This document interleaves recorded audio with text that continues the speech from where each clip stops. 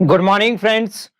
आज जो अपन पढ़ने जा रहे हैं वो है दोस्तों मेटल और नॉन मेटल्स का अगला वाला पार्ट सोडियम। ठीक है, मेटल्स के बारे में आज की क्लास में अपन डिस्कस करेंगे। मेटल्स और नॉन मेटल्स के क्या क्या कैरेक्टरिस्टिक्स थे, प्रॉपर्टीज क्या थी दोस्तों, दोनों के अंदर डिफरेंस क्या था, ये मैं आपको लास्ट वीडियो के अंदर बता चुका हूं। आज की क्लास में अपन पढ़ेंगे धातुओं के बारे में, और धातुओं के अंदर सबसे पहले अपन पढ़ेंगे फ्रेंड्स सोडियम के बारे में। ठीक है, तो स्टार्ट करते हैं फ्रेंड्स। सोडियम धातु के अंदर क्या क्या दोस्तों उसकी प्रॉपर्टीज होती है, कौन कौन से सोडियम के कंपाउंड्स होते हैं, परमाणु क्रमांक सोडियम का क्या होता है, परमाणु क्रमांक के अलावा दोस्तों सोडियम का परमाणु भार कितना होता है, तो उन सभी के बारे में आज की क्लास या आज के वीडियो में मैं आपको बताऊंगा। तो स्टार्ट करते हैं दोस्तों सोडियम के बारे में अपन।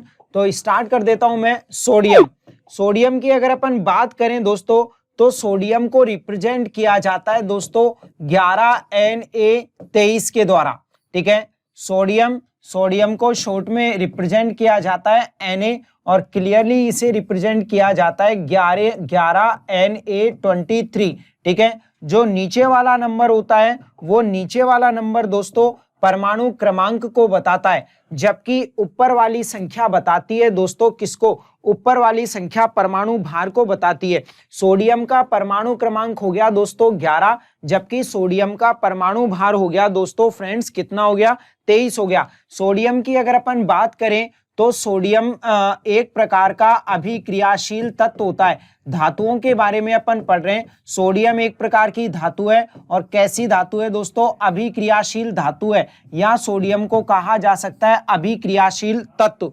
सोडियम जो है अभिक्रिया करता है। जिस प्रकार से लोहे को नम वायु में रखा जाता है, तो लोहे को नम वायु में रखने पर लोहे के ऊपर दोस्तों लाल भूरे रंग की परत जमा हो जाती है, जिसे कहा जाता है जंग लगना।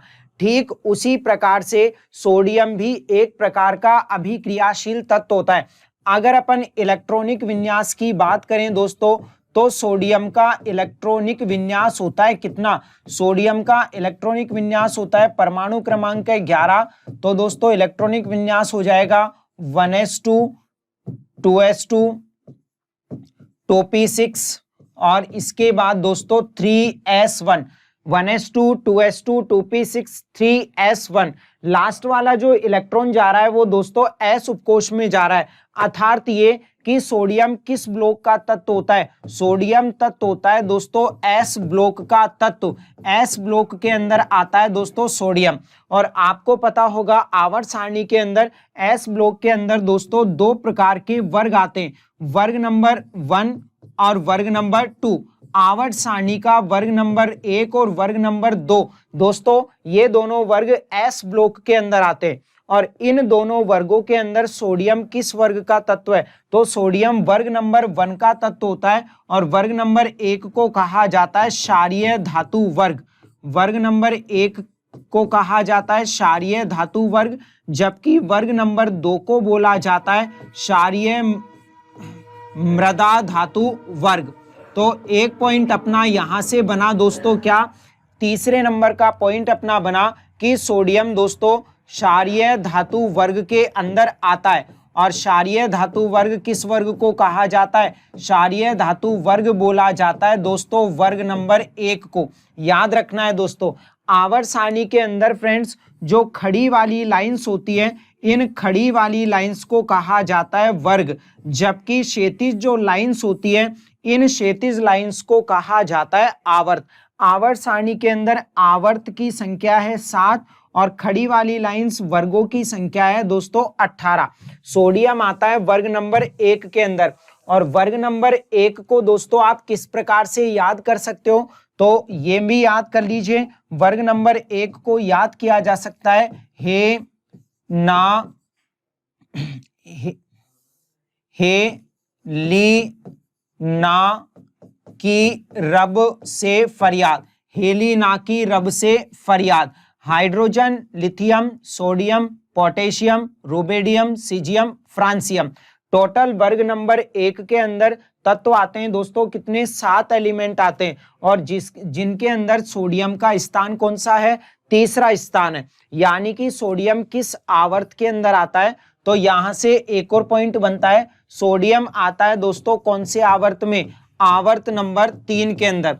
ऊपर से नीचे जाने पर आवर्त की संख्या बढ़ती है, आवर्त सारणी में लेफ्ट से राइट जाने पर वर्गों की संख्या बढ़ती है। वर्ग नंबर 1 के अंदर और आवर्त नंबर 3 के अंदर आता है सोडियम। अगर संयोजकता की बात की जाए तो सोडियम की संयोजकता होती है दोस्तों +1, क्योंकि सोडियम के बाह्यतम कोश में इलेक्ट्रॉन है कितना दोस्तों, 1। एस उपकोश में 1 इलेक्ट्रॉन है, तो सोडियम क्या करेगा, 1 इलेक्ट्रॉन दान करेगा दोस्तों, क्योंकि सोडियम के लास्ट उपकोश में कितने इलेक्ट्रॉन है, 1 इलेक्ट्रॉन है। ठीक है, आगे की तरफ मूव करते हैं दोस्तों। सोडियम को जब सोडियम वायु के साथ अभिक्रिया करके बना लेता है दोस्तों, क्या सोडियम वायु के साथ अभिक्रिया करके बनाता है दोस्तों, हाइड्रोक्साइड बनाता है। जबकि फ्रेंड सोडियम की अभिक्रिया करा दी जाए दोस्तों किसके साथ, जल के साथ, या सोडियम को जल के अंदर रखा जाए तो बनता है फ्रेंड कार्बोनेट। वायु के साथ सोडियम को रखने पर हाइड्रोक्साइड का निर्माण होगा, और जल के साथ जब सोडियम को रखा जाएगा तो कार्बोनेट का निर्माण होता है। हाइड्रोक्साइड और कार्बोनेट जब बनेंगे उससे क्या होगा, ज्वलनशील पदार्थ होंगे या ज्वलनशील यौगिक उत्पन्न होगा, जिसे आप कहोगे कि क्या उत्पन्न होगी, आग उत्पन्न होगी। सोडियम को जल में रखने पर या वायु में रखने पर दोस्तों सोडियम हाइड्रोक्साइड और कार्बोनेट बनाता है, जिसके कारण आग उत्पन्न होती है, ज्वलनशील यौगिक बनता है दोस्तों, जिस कारण सोडियम कभी भी मुक्त अवस्था में नहीं मिलता। ठीक है दोस्तों, याद रखना है सोडियम एक प्रकार का अभिक्रियाशील तत्व होता है, तुरंत अभिक्रिया करेगा अगर आपने उसे वायु में रखा है या जल में रखा है। जब वायु में अभिक्रिया करोगे तो हाइड्रोक्साइड बनेगा, आग उत्पन्न होगी। जब जल में रखोगे तो कार्बोनेट बनेगा, उससे भी आग उत्पन्न होगी। इस कारण दोस्तों यही रीजन होता है, इसी रीजन के कारण दोस्तों सोडियम को रखा जाता है केरोसिन के तेल में। याद रखिएगा सोडियम को कहाँ रखा जाता है, सोडियम को रखा जाता है केरोसिन के तेल में। एक धातु और आती है दोस्तों, उस धातु का नाम है पोटेशियम। पोटेशियम भी सोडियम की तरह अभिक्रियाशील तत्व होता है, वो भी पोटेशियम भी अभिक्रिया करता है, इस कारण पोटेशियम को केरोसिन के तेल में रखा जाता है। ठीक है, और अगर अपन सोडियम के बारे में और बात करें दोस्तों तो यहां से बहुत सारे सोडियम से रिलेटेड पॉइंट बनते हैं। ठीक है, अगला पॉइंट आता है दोस्तों, सोडियम एक प्रकार की ऐसी धातु है जो कभी भी मुक्त अवस्था में नहीं पाई जाती, केवल कौन सी अवस्था में पाई जाती है, संयुक्त अवस्था में पाई जाती है। संयुक्त अवस्था का मतलब होता है कि सोडियम किसी दूसरे तत्व के साथ ही मिलती है, अकेली मुक्त अवस्था में नहीं मिलती, क्योंकि सोडियम अकेला मिलेगा तो क्या उत्पन्न होगी, आग उत्पन्न होगी। नेक्स्ट दोस्तों, सोडियम एक प्रकार की मुलायम धातु होती है और मुलायम होने के साथ दोस्तों जल पर तैरती है। ठीक है, आपसे एग्जाम में प्रश्न आए जल पर तैरती है, कौन सी धातु जल पर तैरती है, सोडियम। मुलायम कौन सी होती है, सोडियम होती है। साथ ही साथ दोस्तों चाकू से काटी जा सकने वाली धातु भी होती है सोडियम। एग्जाम में बहुत बार पूछा गया प्रश्न है, चाकू से काटी जा सकने वाली धातु कौन सी, तो चाकू से काटी जा सकने वाली धातु होती है दोस्तों सोडियम। इसके अलावा पोटेशियम को भी फ्रेंड्स चाकू से काटा जा सकता है, याद रखना है दोस्तों। नेक्स्ट आगे की तरफ अपन मूव करते हैं। अगला प्रश्न सोडियम से पुटअप होता है कि सोडियम के यूज कहां पर होते हैं, सोडियम के उपयोग कहां किए जाते हैं। तो ये आपको याद रखना है दोस्तों, सोडियम का प्रयोग किया जाता है कहां पर। पहले नंबर पर अपन सोडियम के यूजेज की बात करें तो दोस्तों सोडियम का प्रयोग नाभिकीय रिएक्टर में किया जाता है। नाभिकीय रिएक्टर में द्रवित सोडियम का प्रयोग, नाभिकीय रिएक्टर में द्रवित सोडियम का प्रयोग मंदक के रूप में किया जाता है। मंदक का मतलब होता है दोस्तों अभिक्रिया की दर को घटाने वाला। ठीक है, सोडियम जो होता है, द्रवित सोडियम जो होता है वो अभिक्रिया की गति को दोस्तों कम कर देता है। जो अभिक्रिया की गति को घटा देते हैं उन्हें बोला जाता है मंदक। और मंदक के रूप में कौन सा सोडियम काम करेगा, द्रवित सोडियम। ऐसा सोडियम जो लिक्विड स्टेट में द्रव अवस्था में पाया जाता है उसे कहा जाता है द्रवित सोडियम।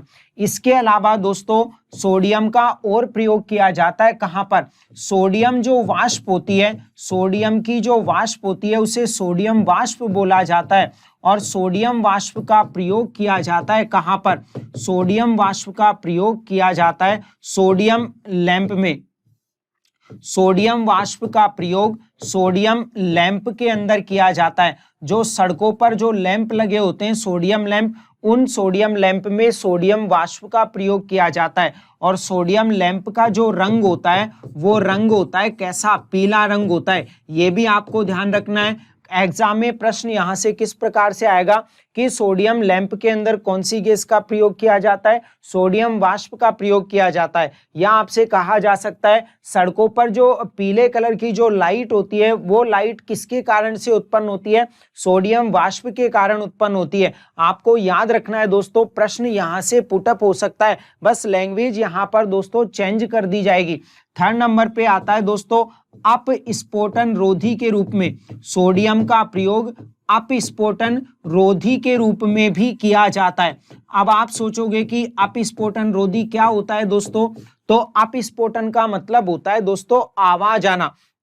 जब गाड़ी के अंदर या मशीन के अंदर फ्यूल डाला जाता है, ईंधन डाला जाता है, तो ईंधन का कुछ भाग तो कार्य करने में खर्च होता है, जबकि ईंधन का कुछ भाग कार्य करने में खर्च होने के साथ ईंधन का कुछ भाग धात्विक ध्वनि उत्पन्न होने में खर्च हो जाता है। गाड़ी आप चला रहे हो, गाड़ी के अंदर आपने फ्यूल डलाया, पेट्रोल या डीजल जलाया, तो पेट्रोल या डीजल का कुछ भाग तो गाड़ी के चलने में खर्च होगा और कुछ भाग जो इंजन से आवाज आती है, जो धात्विक ध्वनि उत्पन्न होती है, उसमें कुछ भाग खर्च हो जाता है। और जो धात्विक ध्वनि इंजन या मशीन के द्वारा उत्पन्न होती है उसी ध्वनि को कहा जाता है अपस्फोटन। ठीक है दोस्तों, अपस्फोटन को इंग्लिश में कहा जाता है नोकिंग कहा जाता है दोस्तों। और वे पदार्थ जो अपस्फोटन को कम कर देते हैं, अपस्फोटन को रेड्यूस कर देते हैं, उन सभी पदार्थों को बोला जाता है अपस्फोटन रोधी पदार्थ। और अपस्फोटन रोधी के रूप में किसका यूज किया जाता है, सोडियम का यूज किया जाता है दोस्तों। अगर अपन पेट्रोल के अंदर बात करें तो पेट्रोल के अंदर अपस्फोटन रोधी पदार्थ कौन सा होता है, टेट्रा इथाइल लेड होता है। पेट्रोल के अंदर दोस्तों कुछ मात्रा में टेट्रा इथाइल लेड मिलाया जाता है, जिसके कारण दोस्तों अपस्फोटन मतलब जो साउंड है वो ज्यादा उत्पन्न नहीं हो पाता और ईंधन का मैक्सिमम भाग कार्य में खर्च होता है दोस्तों। बहुत कम भाग ही दोस्तों धात्विक ध्वनि में अपस्फोटन के रूप में खर्च होता है। तो टेट्रा इथाइल लेड एक प्रकार का अपस्फोटन रोधी होता है। उसी प्रकार से दोस्तों सोडियम भी क्या होता है, अपस्फोटन रोधी होता है। नेक्स्ट, और एक और इंपॉर्टेंट बात आपको बता देते हैं दोस्तों, क्या सोडियम का जो निष्कर्षण किया जाता है, क्या किया जाता है, निष्कर्षण। निष्कर्षण का मतलब होता है किसी दूसरी धातु से अलग करना। सोडियम का निष्कर्षण किया जाता है दोस्तों कास्टनर विधि से।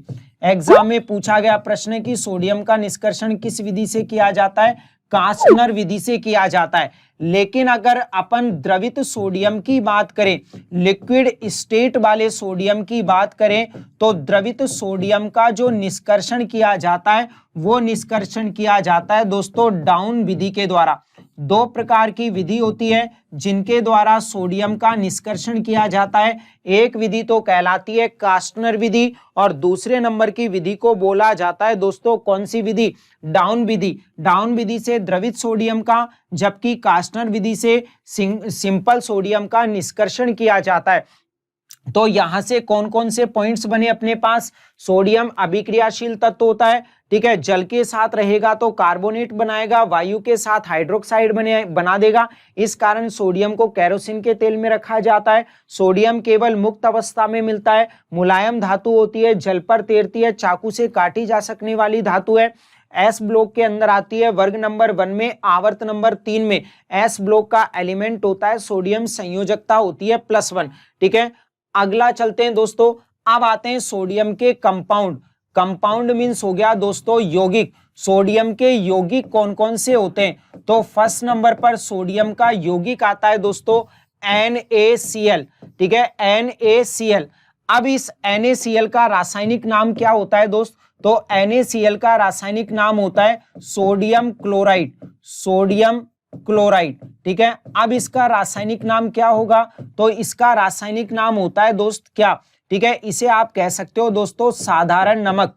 साधारण नमक के नाम से सोडियम क्लोराइड को जाना जाता है। साधारण नमक के साथ दोस्तों आप इसे कह सकते हो टेबल साल्ट। घर की टेबल पर जो साल्ट रखा होता है वो भी किसे जाना जाता है? सोडियम क्लोराइड को जाना जाता है। सोडियम क्लोराइड का प्रयोग किया जाता है दोस्तों हिम मिश्रण बनाने में।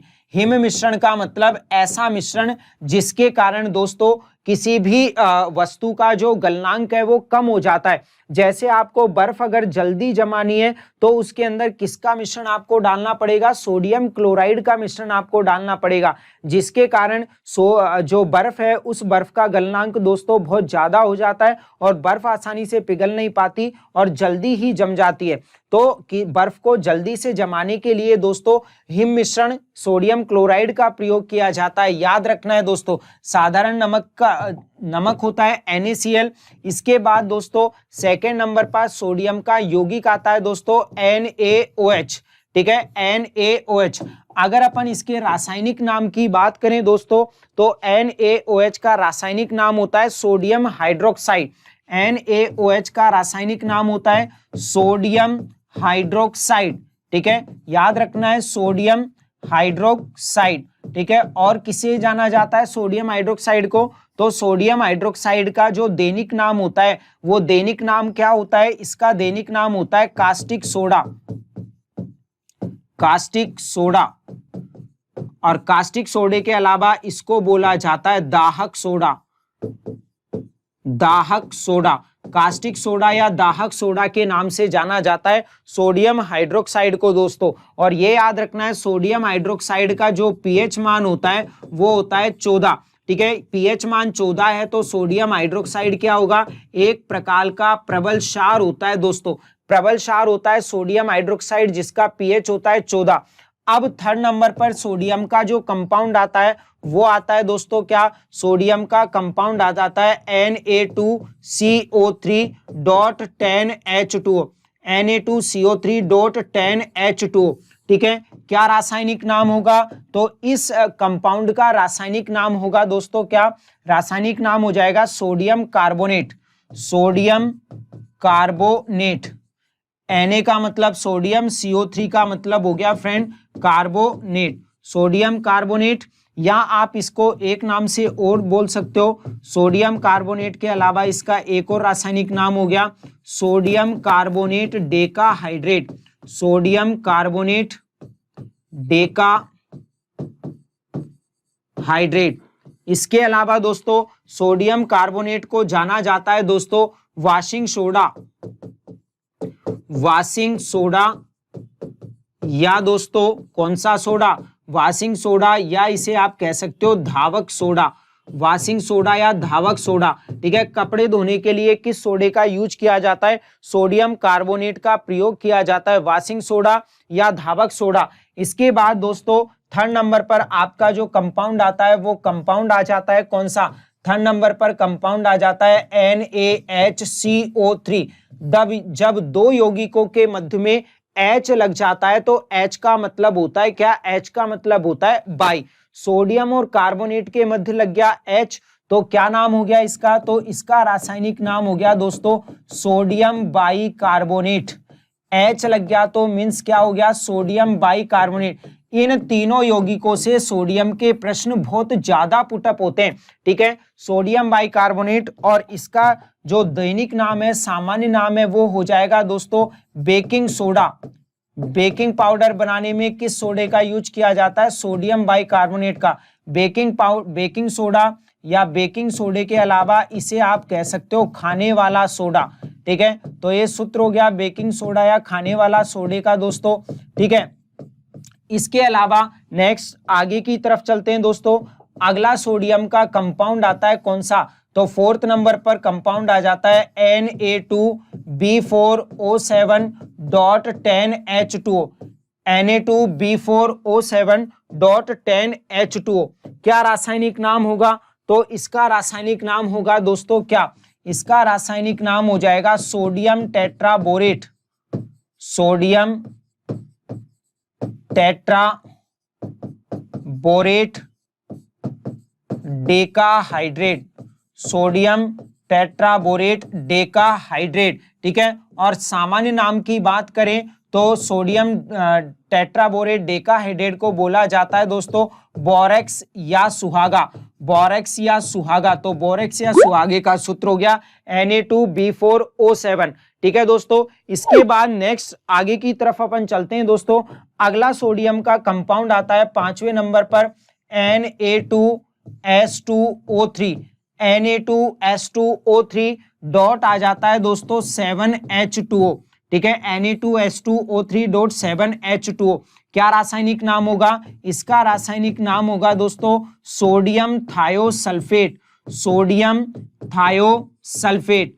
और कॉमन नाम होगा इसका दोस्तों क्या? इसका कॉमन नाम हो जाएगा दोस्तों हाइपो, हाइपो, हाइपो कहा जाता है सोडियम थायोसल्फेट को, जिसका सूत्र होता है Na2S2O3 डॉट 7H2O। याद रखना ये आपके सूत्र जो है सोडियम से, यहां से मेनली प्रश्न आता है। या तो आपको फॉर्मूला दे देगा तो आपके नाम पूछ लेगा, रासायनिक नाम या दैनिक नाम, या आपको नाम देके रासायनिक या दैनिक नाम देके आपको दोस्तों क्या पूछ सकता है? आपको उसका फॉर्मूला पूछ सकता है। अगर आपको ये याद है तो इजीली दोस्तों आप क्या कर सकते हो? इजीली आप किसी भी पदार्थ का दोस्तों क्या याद रख सकते हो? किसी भी पदार्थ का नाम और सूत्र आप याद रख सकते हो दोस्तों। ऐसे ही दोस्तों और वीडियोज के लिए आप हमारे चैनल को सब्सक्राइब कीजिएगा, ठीक है दोस्तों। Thank you.